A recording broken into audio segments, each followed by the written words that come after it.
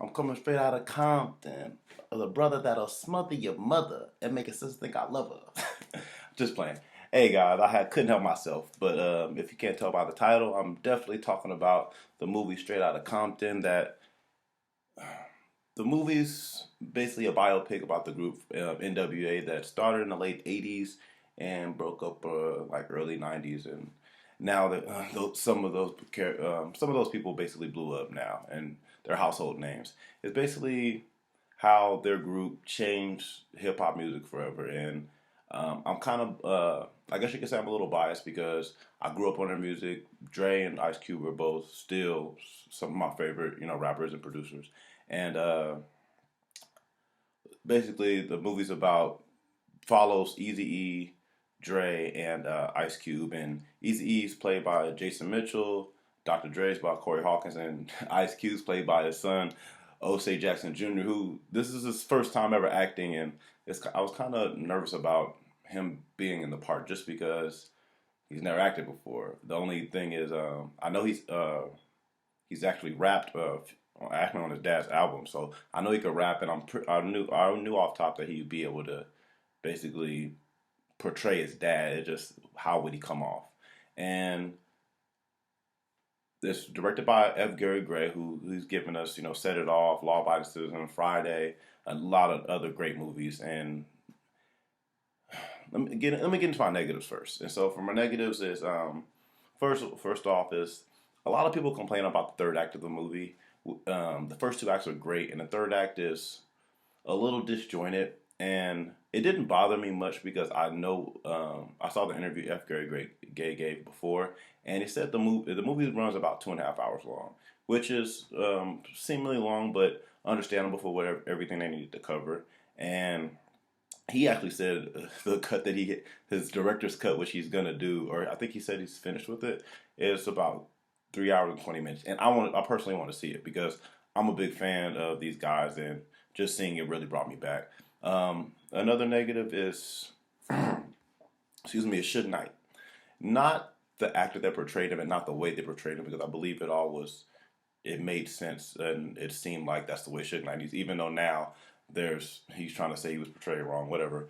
But it's something real tedious, and it bugged me a little bit, but not. It took me out of the movie a little bit, but it's not that big of a deal because the guy who played Suge Knight did a good job. But Suge Knight's supposed to be, he's super tall, big guy, and his size is kind of what scares everybody.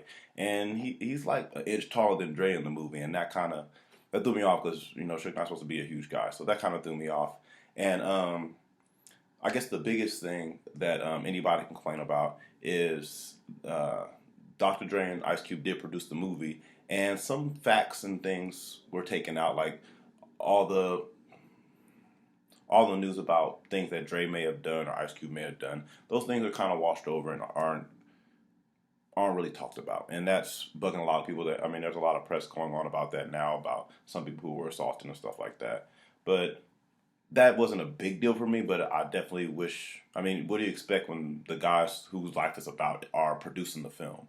So, and F. Gary Gray and all those guys have been good for a long time because F. Gary Gray did Friday and stuff like that. But I think the biggest thing for me out of the film when it was over, I wanted more, and so I kind of wish they would have condensed it to make it one film, and then later they have another film coming out, because since I'm such a fan, I also wanted them to touch more on the Chronic album and some of the things that Dre and Ice Cube did since then, instead of kind of it being glossed over, and everything with Pac and whatever like that.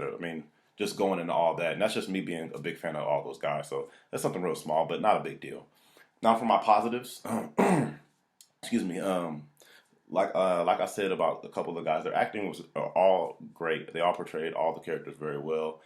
A lot of people are asking should the guy Jason Mitchell, who played Eazy-E, who I've never heard of before then. Corey Hawkins I've heard of, and O'Shea Jackson I've heard of because he raps, but Corey Hawkins is the only one who I've seen actually in movies like Nonstop and some others.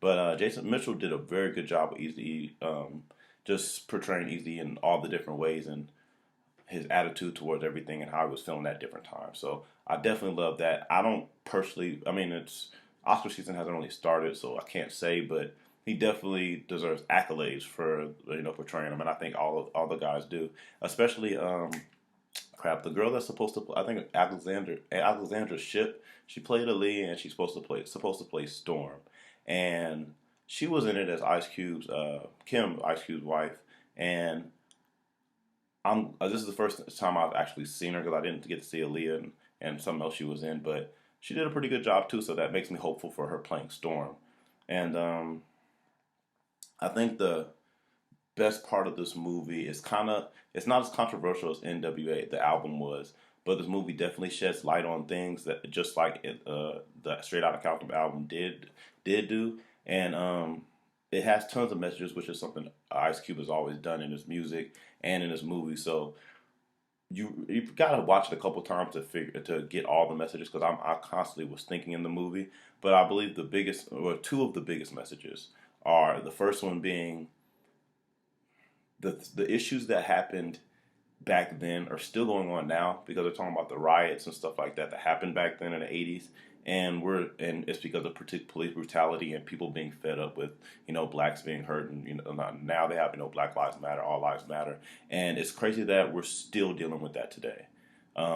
It's not as bad as it was before, but it's also not that great either, because it's cause brutality, getting away with treating people the way they are. And if you watch the movie, even if you're not a fan of the music, the history you'll probably be a fan of, and it does shed light on a lot of issues that we're still going through, so you can appreciate that. And it's sad in our country that we're still dealing with it, almost 25 years later, that we're still dealing with those issues. But the other message that is kind of basic, but that definitely holds true, is like, if you're a good person, good things come to you. And if I'm not gonna give any spoilers. I mean, if you watch the movie, if you know anything about the group and you're interested in seeing the movie, a lot of people know Eazy-E passed, and Dre's now a billionaire. Ice Cube still making movies, making music, and producing stuff like that. So they're doing well. But just looking at the movie and all the characters. I never mentioned Paul Giamatti was great in it too. I forgot to mention, he's always great in everything he does. But being a good person, good comes to those who give good out, And so, if you can't take anything else from it, it's just be a good person, work hard at whatever you do, and good things will come to you. Because, in all honesty, to be honest, and this is not a fictional movie; it's it's a biopic. Every single person that was kind of a scumbag in the movie are not doing so great now. I don't know about the guy Jeremy Mills. I'm not sure how he's doing now, because his name I never really knew. I just knew of him a little bit. But like Suge Knight and stuff like that, it's like those people aren't the people they were back then. But Ice Cube and Dre, seeing where they are now, they obviously made smart choices, and hopefully a lot of youth and people that watch this, another message is you work hard for what you want, and no matter what it is, whatever your dream is, you chase it and you don't let anything stop you. And that's another, I guess that's three messages that came through.